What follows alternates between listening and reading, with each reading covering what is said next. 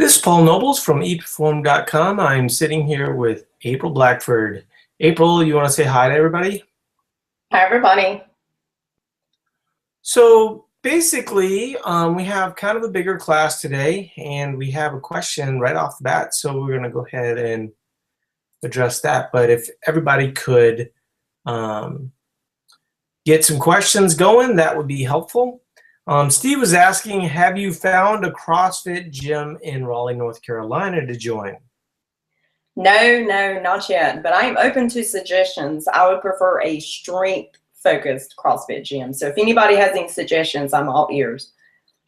Yeah, maybe we should put a post out on the page and just you go through that trouble, and I'm going to be stuck.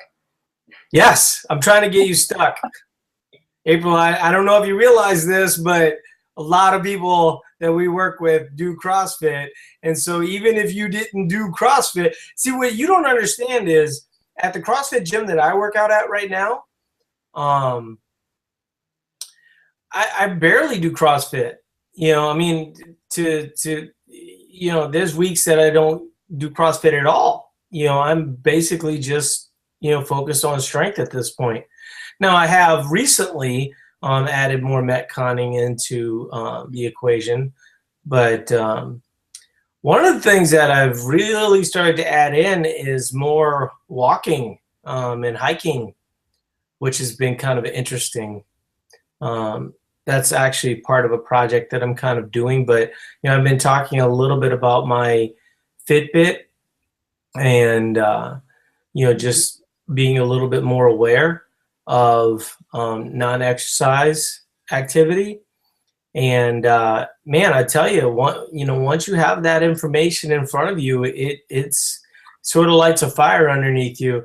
And one of the things that I think that when people start to have struggles on their rest days, what ends up happening is they, you know, I mean, there was a rest day, I think we talked about that, where there was a rest day and it was like 2,000 calories, you know, which normally my calories are, I mean, most days around 3,000.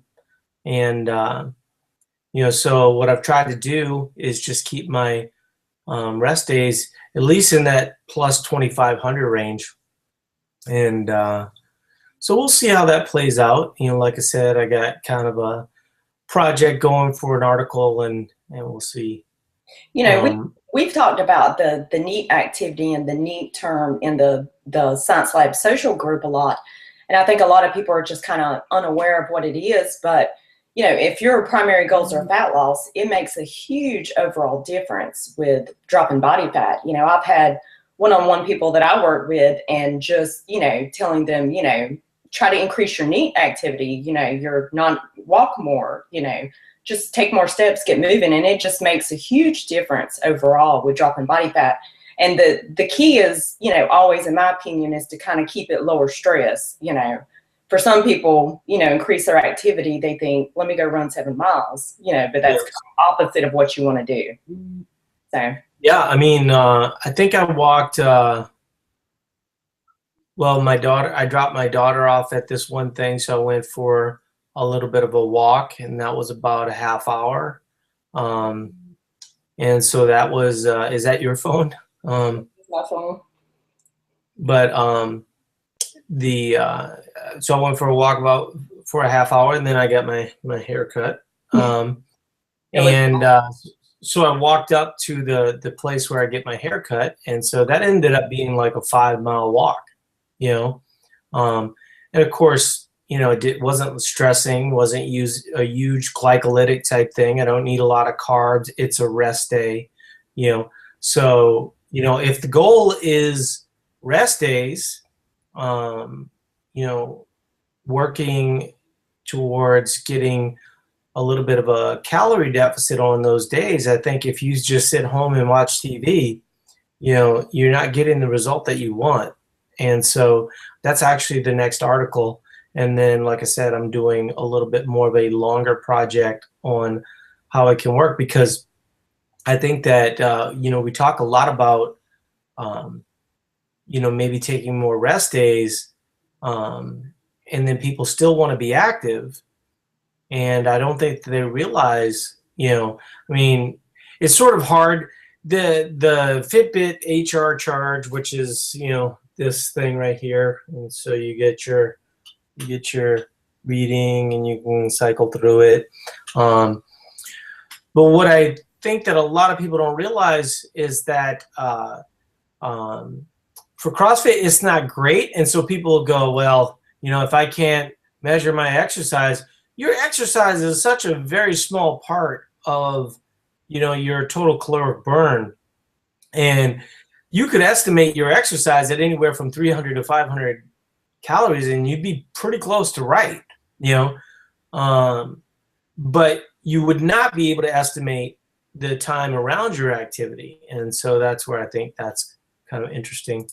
So Teddy's saying, I often forget what an energy burner just walking can be. Do you ever feel there's a situation in which you should replace the energy from, do you ever feel there is a situation in which you should replace the energy from just a leisurely walk? Yes, absolutely. I would say that the whole point of walking is so that your deficits don't have to be as extreme, right? And so, when you do a 5-mile walk, you're probably burning 500 to 600 calories at that point, maybe even more, depending on how long the walk ends up being. So certainly, if you want to take 350 of those, let's say it was 700 calories, right? You want to take 350 of it, use that as a deficit, but add 350 to, your numbers. The one thing I would suggest is to keep it higher fat and not carb up on that day, because the whole point of having higher carbs is for your glycolytic activities. And so when you do something like CrossFit or really even something like running or, things that are going to tap your glucose pretty hard, when you add glucose, it's going to absorb a little bit easier. When you are just walking, it's not going to have that same dramatic effect. It won't be a negative, but I'm just saying, like, I wouldn't use a walking day as a high carb day. You could, it certainly wouldn't kill you if you did it one day. I'm just saying, as an overall strategy, if you're going with a rest day, if you're looking for the metabolic flexibility approach, adding in some walking, being more conscious of the steps you're taking throughout the day. I mean, I've been doing a lot of stuff like just standing, when I do meetings on the phone or on my computer. I'll usually walk around. I mean, usually I'm talking to someone. It's not video. Sometimes I walk with video. April's been in those meetings. It's like having a meeting in a Spike Lee movie.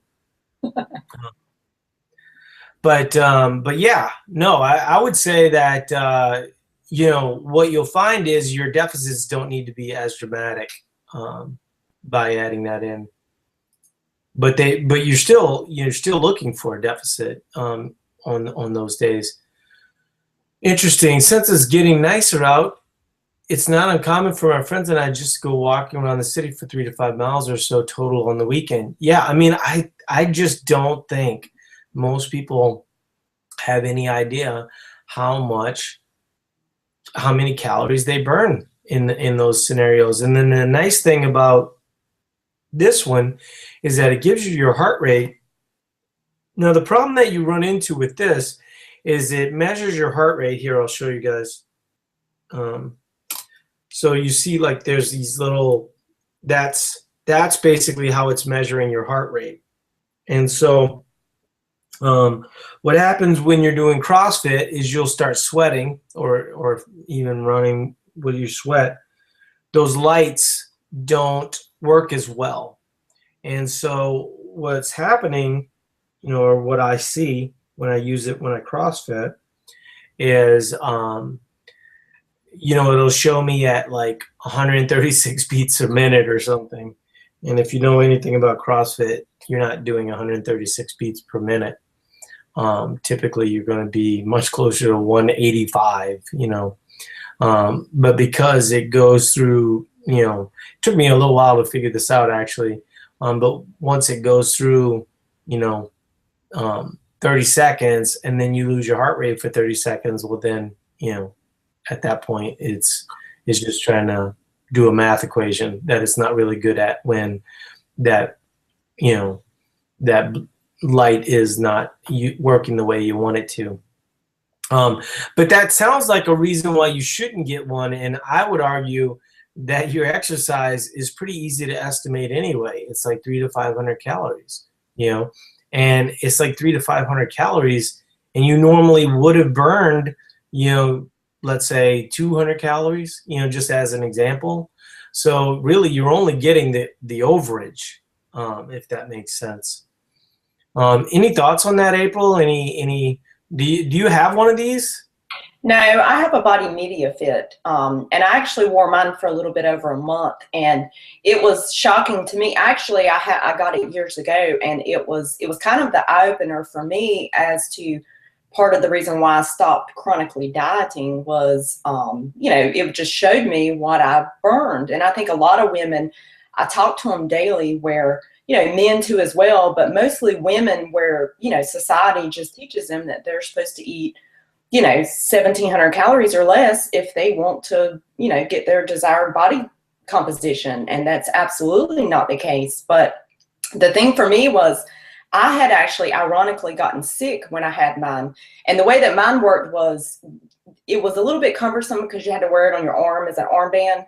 But you I used to have one. Yes, well, you wear it 24 hours a day and you just take it off while you shower and then you plug it in every morning. But it was kind of cool because it would show, how you slept. It would show the expenditures, like while you cook dinner, while you exercise, things like that. But I had ironically gotten sick, and I had not been sick in about a decade. And I actually had I guess it was kind of like the flu where it was body aches. But I literally was confined to the couch all day long one day. And it still showed that I expended 1,800 calories that day. Like literally couldn't go to the restroom, just hurting. And I still expended 1,800 calories. But my average burns varied between 2,400 and 3,000 calories on most days. And that was kind of a big eye opener for me. And I wore it long enough just to get a basic average. But I think that they're very, very helpful, just with showing. And it's also helpful to, like what we were saying earlier, to, increasing the NEAT activity, to, promoting more steps and things like that. These are way better than those old ones, because you get a lot more information. It'll track your sleep. There's a bunch of things I can't really say because I have like this project going, but there's a lot of this stuff that I'm tracking, and I'm hoping to make that information more available, assuming that it's interesting. If it doesn't end up being interesting, so this is totally a personal question. But have you tracked the calorie expenditures whenever you have sex? I mean, wow. Yeah. I'm saying that could be part of the research project. Yeah, I'm relatively certain that could be an interesting part. But no, I do have a little bit of a CrossFitter background in me, so I'm sure it wouldn't be as intense as it might be for normal folks, and that's pretty much all I'm going to say in that regard, April. So Tristina is saying, I just started ETP a couple days ago, and thanks to April, have a plan. For today, I'm 36 grams shorts on fat. That's actually kind of a lot because that's like 340 calories. And then 74 grams short on protein, also a lot. I've hit my carbs, but 987 short on calories. Where can I go to find the food items that display carbs, proteins, fats, and calories so I can get so I can better prepare my day? Well, we are actually, we have a staff meeting about this very question, and can't be more specific at this point, but we got some cool stuff happening. But April, you typically have some pretty good ideas, right? I mean, so she's low on protein, low on fat. I mean, obviously she could just have a ribeye and call it a day, right? Absolutely. Absolutely. She's just starting out. So, for it being, first couple of days, I certainly wouldn't sweat it. But in regards to the protein, I generally recommend to build all your meals and snacks around protein. You build it around protein, make it a priority, and then you add in carbs and fats around the meals based off of if you're training, or, if it's a meal that's not located around your workouts, that type of thing. It does help if you plan in advance. I know a lot of people, I generally recommend plug in the foods that you normally eat and then take a look at that and then see how short you are, and you can kind of build from there. A lot of times, like with males, males that I find that are short on protein, it's merely a case that they're eating too small servings. Their serving sizes are too small. They're eating 3 ounces of chicken or 4 ounces of chicken rather than, just increasing the serving sizes to 5 and 6 ounces at a meal, makes a huge difference overall. Right. No, I agree. I think that especially when you're new early on, like first of all, I mean, as long as you're not feeling, hungry or whatever, I would not hold myself up to this high standard. The other thing that's coming up in the Science Lab Social a lot that I think is sort of interesting is that I don't hit my macros the way that other people do. And I think that people get too weird about it. Now, she's obviously way off. She's new. She needs to be more prepared. That all takes time. That's not something, Tristina, I would really sweat it initially. Because, it really takes kind of, a couple weeks to sort of develop that groove. But, one thing that you can do right off the bat, you can plan your meals for tomorrow and try and, what they say in the group is they call it macro Tetris. And you start to feel out, what would work for you, what you would like, what you can fit in, kind of that type of stuff. But I'm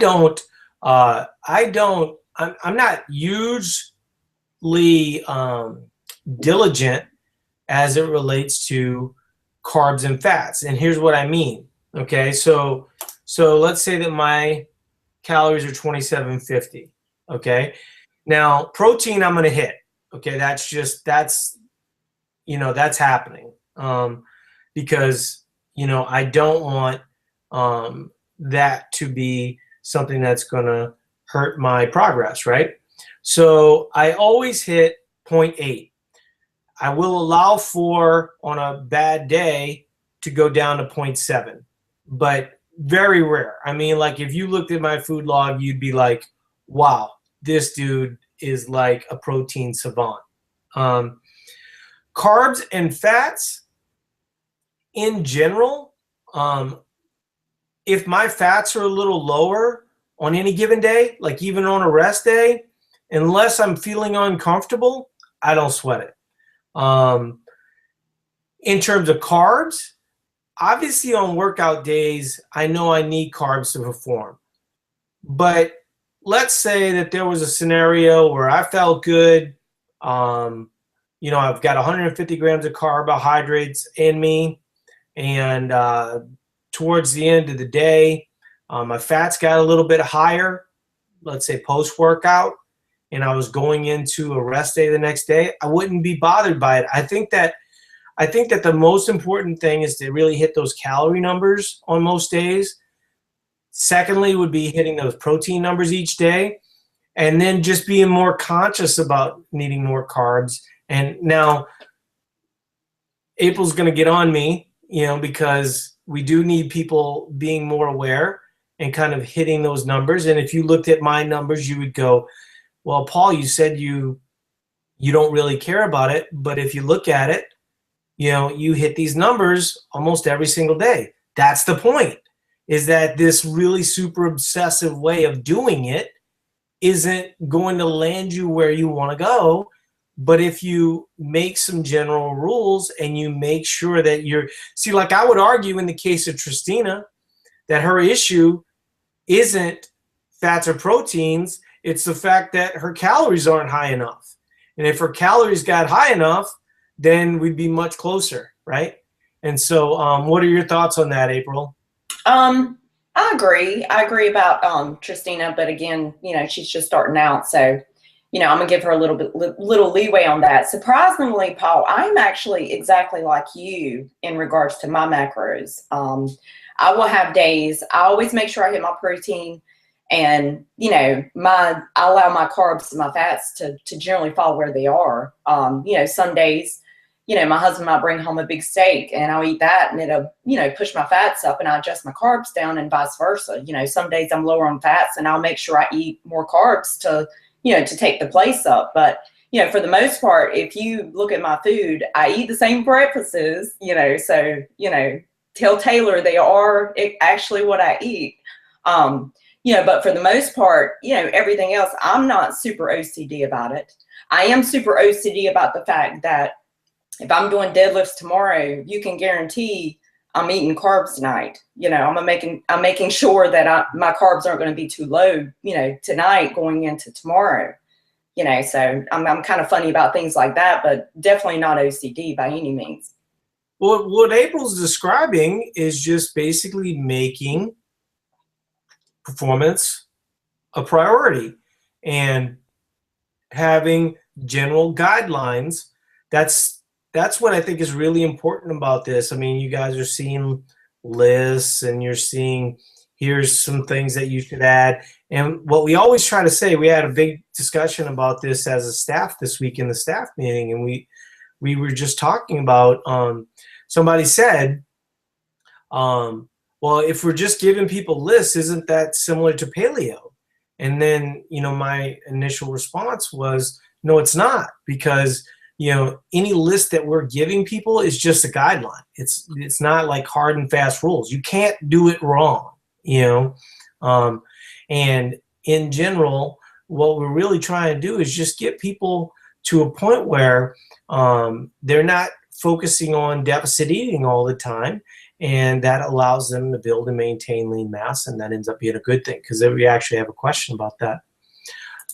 Teddy was saying no chest strap needed with Fitbit HR. Do you feel it's fairly accurate as far as calorie estimation? I do feel it's fairly accurate, in fact. I will say that what happens with a lot of devices like this, and we've been talking about the Sculpt body fat thing. I don't know what you call it, but it basically works like calipers work, where you just measure certain parts, and it's based on bioimpedance, which is a lot better than it used to be. And as long as like one of the people in one of the Amazon reviews said that he uses it while he's in the shower, which I think is a really good idea. But what happens, is people will often focus on the negatives about, whatever device it is. Like, it's not completely accurate, or, like even in the case of the Fitbit HR, it's not going to be completely accurate. Actually, Andre mentioned that he has done it with a Polar compared to the HR, and it's worked out fine for him, which might be good, it might be true, but it really kind of depends on whether or not you sweat. If you're not a big sweater, then it's not going to bother you, and so it'll be perfect. But if the top of your wrist gets wet, then you run into some issues, and like I said, that's when I run into problems.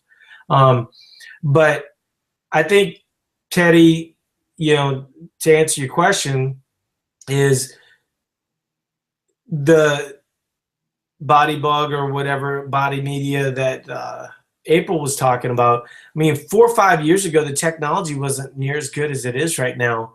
And I think it's just that awareness that just makes a big difference for people.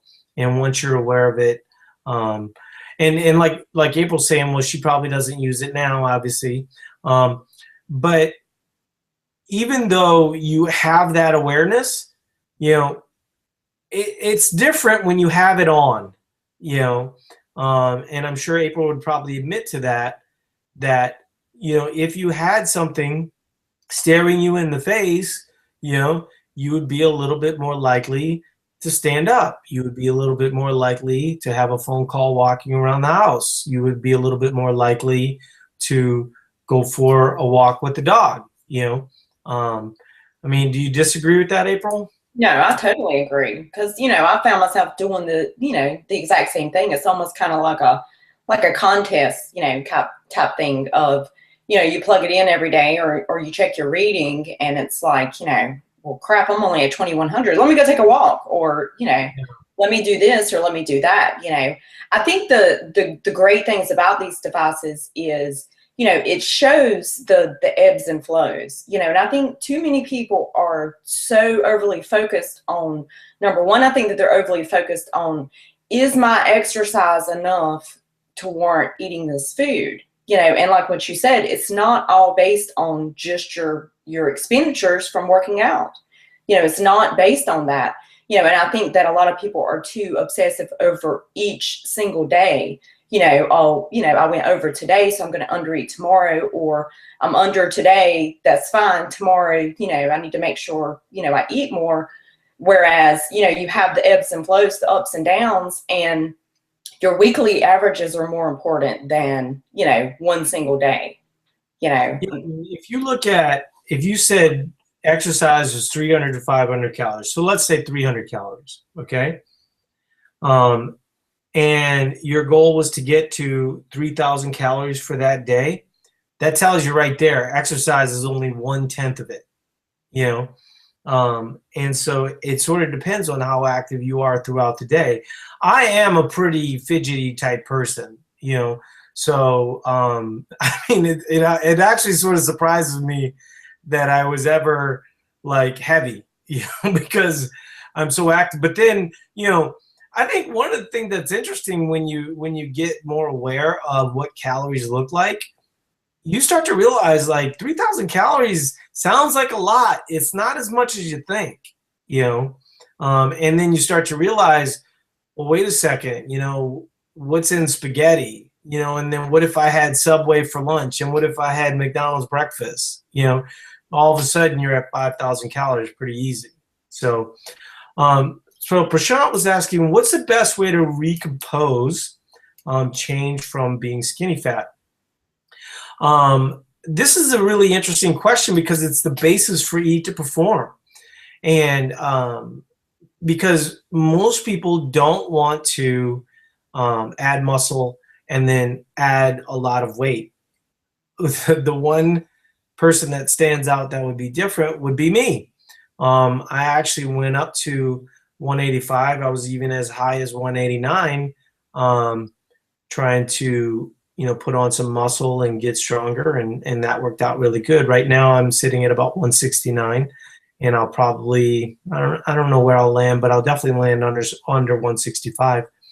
And but that's not the way most people want to do it. The way that most people want to do it is similar to what you're saying, where you might be 150 pounds and you want to stay right around 150. And Eat to Perform works real well like that. Like we're saying, the basic idea is to use your workout days, make sure you're eating adequate amount of food.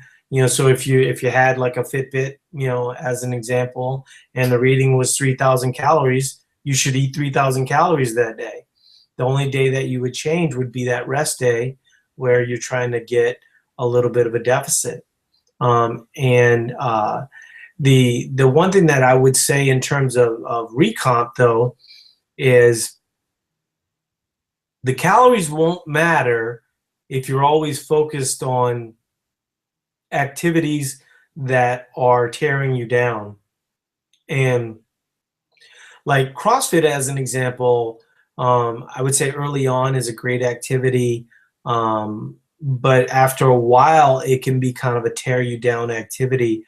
One thing that I will say that I think is the biggest thing with people that are recomping is they don't lift, and they don't lift right. Like even as I got heavier and got stronger and built up, more ability there, right? What happened in that scenario was I was focusing a lot on 2 to 3 rep ranges. And so I wasn't really getting like that muscle building type of thing. And I would say probably a year and a half in, I switched to more of a bodybuilding style. And I've probably been doing that for almost a year. And it's very noticeable. If you look at pictures of me from my meet when I deadlifted 475 compared to now, you see like much bigger arms, much bigger lats. And so what do I do now? I always have one strength day. I focus on deadlift. That's kind of my thing. And then if it's not that one strength day, right now I'm working on 20s, so I do 20 squats. I work up to it sort of depends, but in general, what I do is I'll just tell you real quick.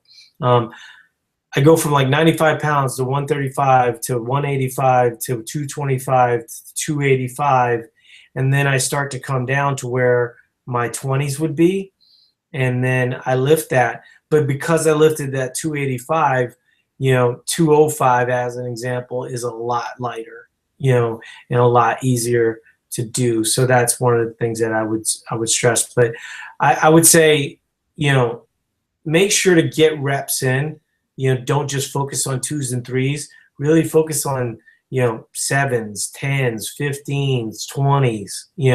Not every time, not every single time, but and allow for rest. That's another mistake I think people make, is that they'll do these slower circuits and then they'll just kind of rush through 3 or 4 rounds and then they're like done. Usually I take anywhere from an hour to hour and a half.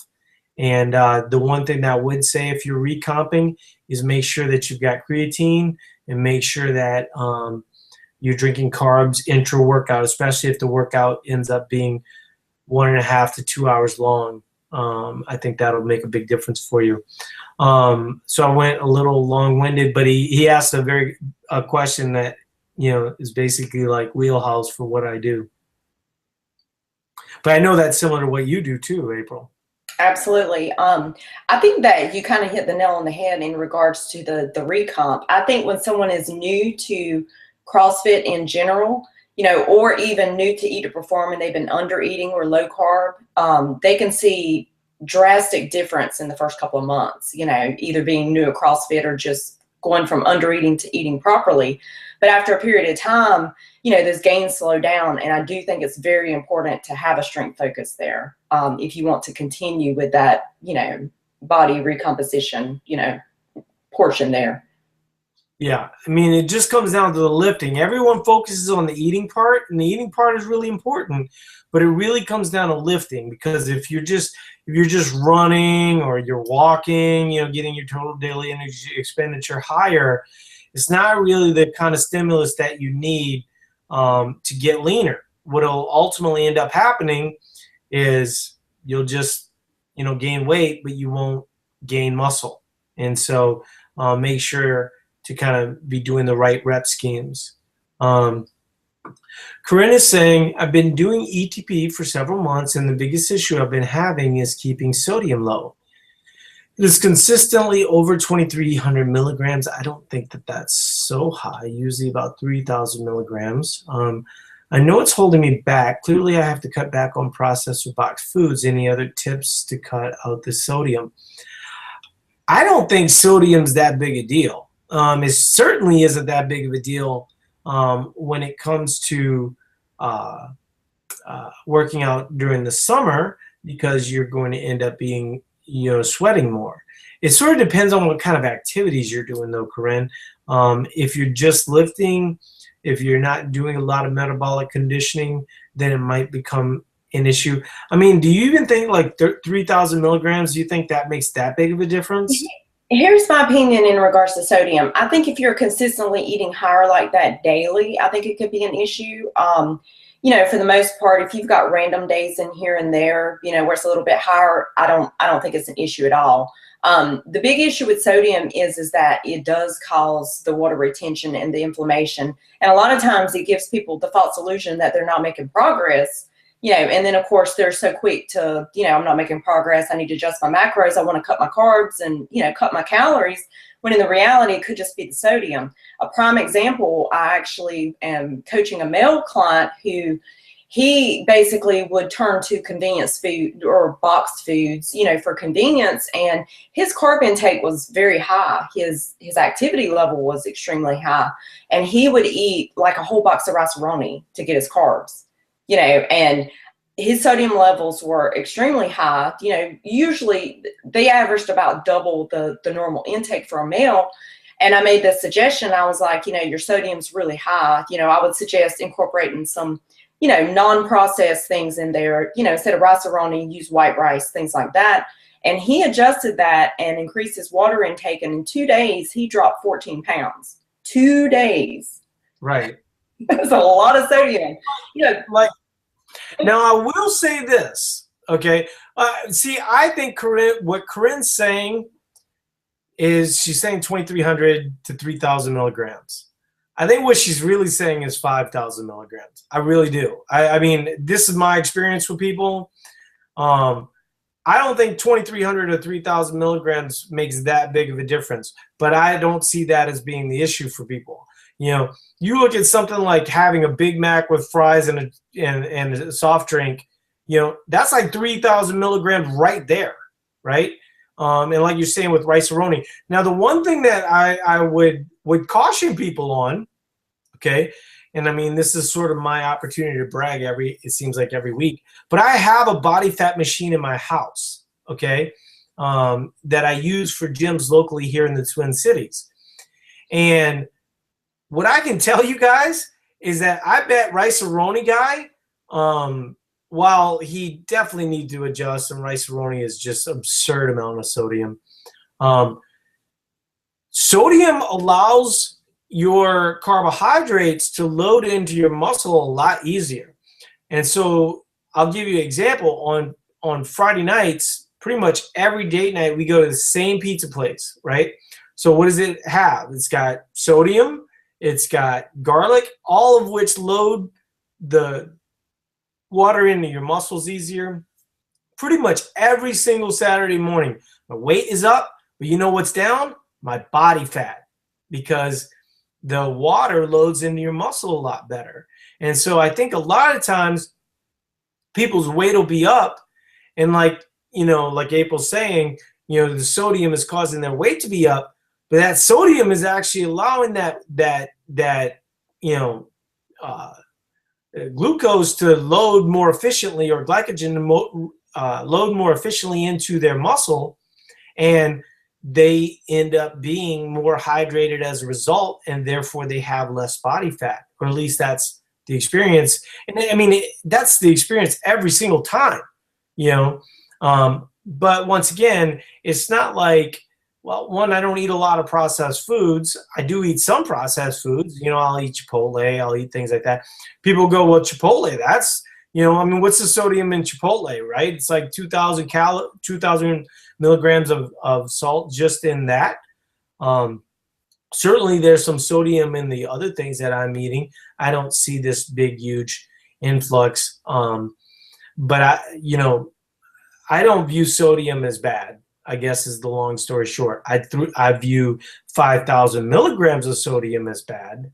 But in general, that 2,300 milligrams, I don't think you'll have any problem as long as you're relatively active. I agree. 23, for a female, that's still within normal range, so I don't think that's a big deal at all, And I think a lot of times, like what you were saying with the example of, you're doing the body fat test, and, the next day, and it shows your body fat's down, but the weight is up, but I think too many people focus on the number of, just gauging progress exclusively by the scale, when you can't always do that. Like I did the Spartan race, last weekend, and I didn't really discuss this, but prior to the race, I probably consumed about 1,200 calories purposely, of some protein and carbs, a little bit of fats.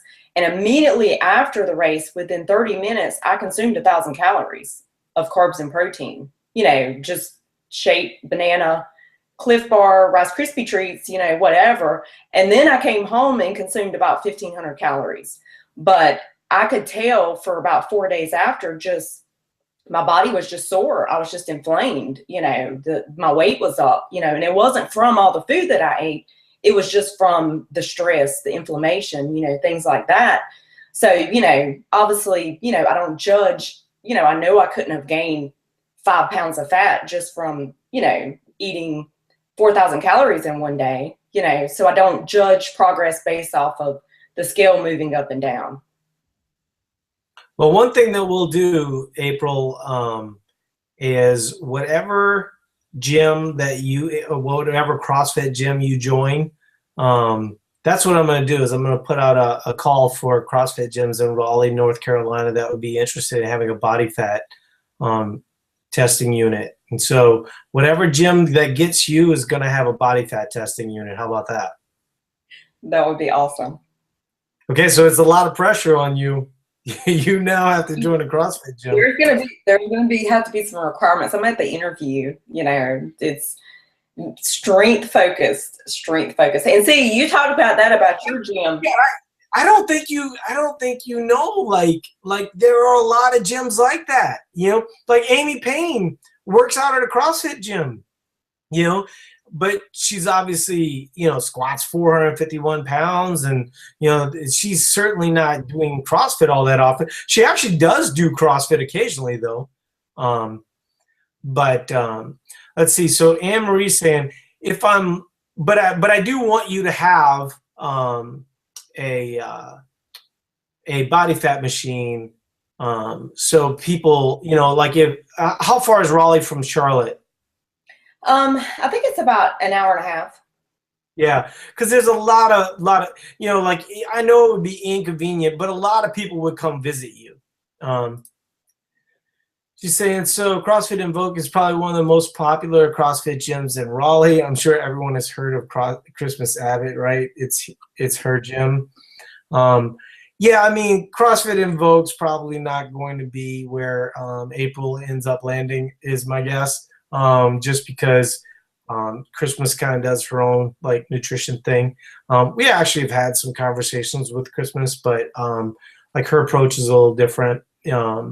She kind of preaches the eat clean thing a little bit more than I would like. But great gym, good representative for fitness. Just I don't know that it would be April's kind of like the queen bee. She's got to be in. She's not going to take a back seat to Christmas Abbott, is the long story short there. But Anne Marie's saying, if I'm low on carbs at night, what is a good carb for at night? Under my calories and fat and carbs for the day. I like sorbet. Especially if it's not a great source for anything other than it's just really good. There's a lot of sugar in it, so that's not going to be a huge plus. But the nice thing about sorbet is it doesn't have fat. You can pretty much, and it doesn't have any protein, which is the negative. But usually, if you have protein, you're going to have some fat, and so it's probably best, like ice cream obviously would be the one example where you would have protein, fat, and then obviously some carbohydrate. So sorbet is one of the things that I'll actually probably have after this webinar. I actually stocked up. We went to Raleigh this past weekend, and I stocked up at Trader Joe's on the coconut milk strawberry ice cream, and the fats are only 6 grams of fat in that per serving. So I can eat most of the Trader Joe's stuff is pretty low. The only thing that concerns me with that stuff is that there was like something that just flew in my backyard. I get like really weird experiences, like right out this window here. I mean, I've had like deer walk right up to my window. Um, but we've got all manner of like crazy like zoo type of activities. You'll have turkeys come by. You know, we get a lot of Canadian geese this time of year. Hey, don't talk about any preservatives because you're gonna ruin it for me, okay? Because it's really No, good. I mean seriously, like if you look at the label on that thing, I mean the preservatives are like that. I'm gonna have to look. I'm gonna have to look after the webinar because that would probably explain why it's just so damn creamy. Because it's really good. Yeah, no, I've had it before. It's pretty good. But that's why I just make my own smoothies, because there's really, you know, like in the light coconut milk from Trader Joe's, there's not a lot of fat. The only ingredients are coconut milk and water, or coconut and water. Um, and so yeah, there you go. I was actually talking to someone earlier today on the telephone and was telling her sometimes I will do kind of similar to your smoothie. I'll use the light coconut milk from Trader Joe's and use frozen fruit, and you just put a little bit of milk in there, a couple of tablespoons, and you blend it up in the food processor, and it actually makes like sorbet or soft serve. And you don't have all the, you know, the higher fats, you know, adding up for using larger quantities of the milk. Sounds like a little bit more like gelato. Literally, sorbet is no fat. I Yeah. mean, yeah. Um, So the other thing too that I had mentioned to you, and we're actually about to shut down because the questions are pretty much over. So if you have a question, try and get it in because we're about to shut down. But we are sponsoring the Granite Games again this year, and it is going to be another opportunity for you to come to Minnesota. And this year we're going to do it a little differently. We're going to be really focusing on body fat testing people. And just as the athletes are coming in, we'll body fat test them. We'll body fat test anybody that's interested. And so we'll take a little different approach than we did last year, which I think is going to be a lot more fun. So you got to start getting your tickets, and then we got to start getting some people and making sure. Yes, I need to order my tickets in advance so I can find a really, really great deal. Yes, sure. So Steve was saying, like, I think this is the last question here. Earlier this week, I saw an article about heavier athletes working out. I can't find it. Was it ETP? If it was, could you touch on it quickly? Yeah, sure. There's a couple things about larger athletes that are a little different. One, kind of the emphasis of that article is it's a really long article. But what we talk about is one of the things that we see a lot is most of the people that are bigger athletes, they can get to a really big deficit really quickly because they can rely on their body's fat to use for energy, right? And so they don't need food. And so they're like, this dieting's like no big deal. You know, I'm only eating 1,000 calories. Well, that catches up to you, you know.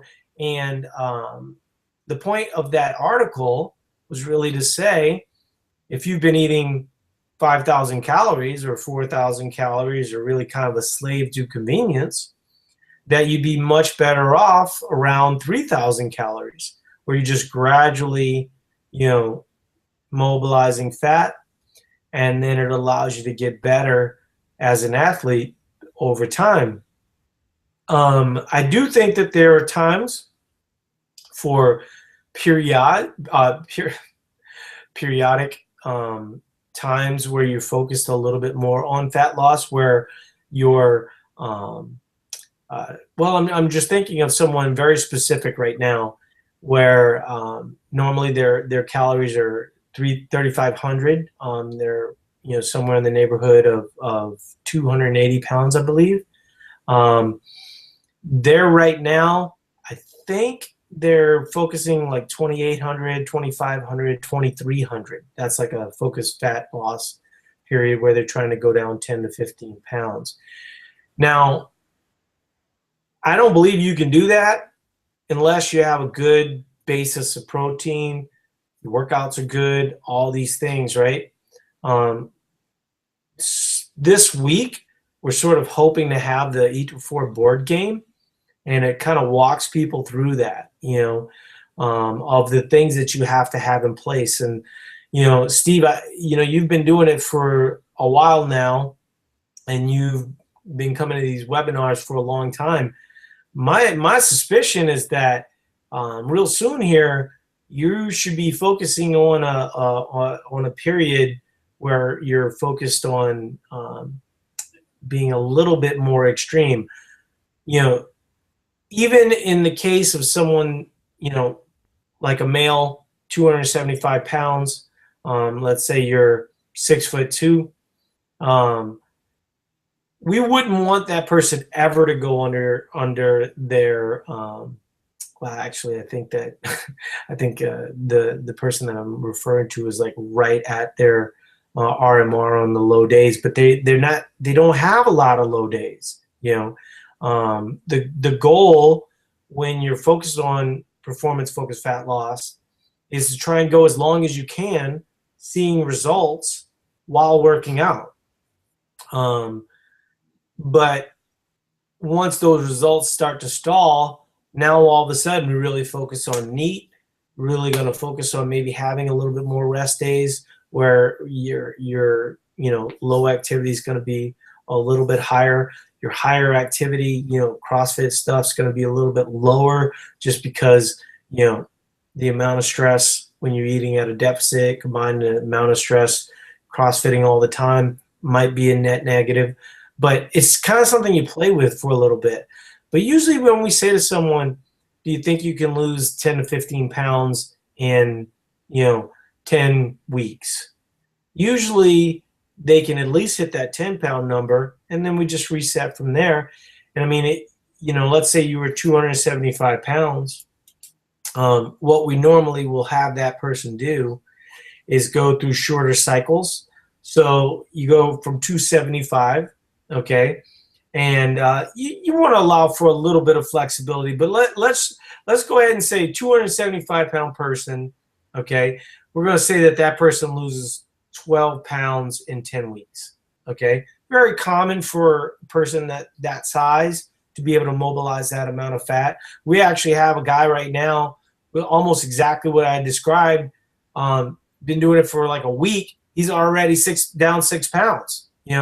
Bigger athletes can move a lot of weight, body fat relatively quickly, okay? So the person loses 12 pounds in 10 weeks, got him down to 263, okay? So we have a little fudge factor of anywhere from 3 to 5 pounds for the next time. So they can be anywhere from 265 to 267, okay? So 2 months later, we come back for another 12 pounds, okay?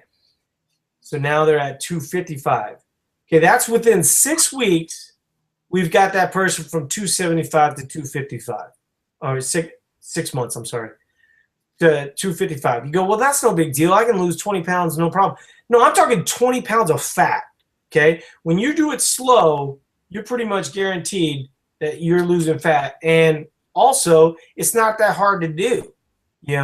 That's the problem that most people have with these binge and bust cycles, is they do it so extreme that it's very hard and they don't want to do it.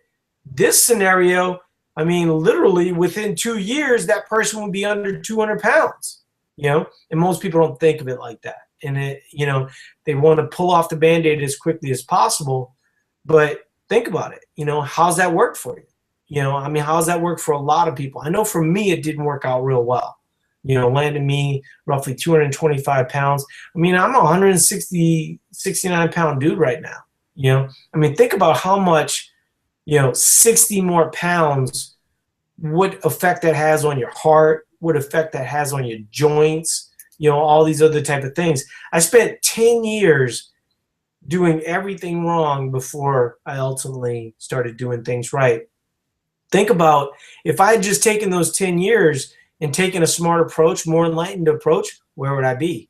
Would I be more physically capable? But sometimes you just got to you know, you don't always land on the right answer at first, you know, and so, you know, I think, you know, it's hard to be patient, but in general, if we can get your numbers right, you know, and then we start focusing on shorter periods, I think that ends up working out well for a lot of people. So we're going to end on that note. I appreciate everybody being here. April, do you have anything that you want to add as we leave? Because we're actually, this is our first night leaving at 8 o'clock in a long time, so we're just going to go with that. No, I won't touch. I just wanted to add on the last topic that you have. I absolutely could not agree more. You know, a lot of people don't want to think about the long term, or that doesn't seem like a lot. But when you think about the fact that it's sustainable forever, you know, that means more than anything else. You know, yes, you can aggressively diet. You know, I get messages, I get emails, I talk to people daily where, you know, they're that same weight, you know, they diet down to 200 pounds and then they gain 30 back within 2 months, you know, and it's just the vicious yo-yo cycle over and over again, and they can never sustain it, and they just don't know what they're doing, you know. And the gradual approach is just, it's so much better long term because you can do it forever, for a lifetime. It's not an aggressive diet that you got to, you know, stick to and be strict for 8 weeks. It's, you know, you can do it forever. So that's all I want to say. Yeah, I mean, yeah, no, I think that that's a big part of it. Anyway, yeah, boy, you and Christmas Abbott in the same town, boy, this is gonna be pretty crazy. Everybody's attention is gonna be pulled, you know, in a lot of directions. So anyway, let's shut this down. We can get to bed at a reasonable hour tonight, and we'll go from there. Good night, Talk to you later, guys. Good night. All right, bye-bye.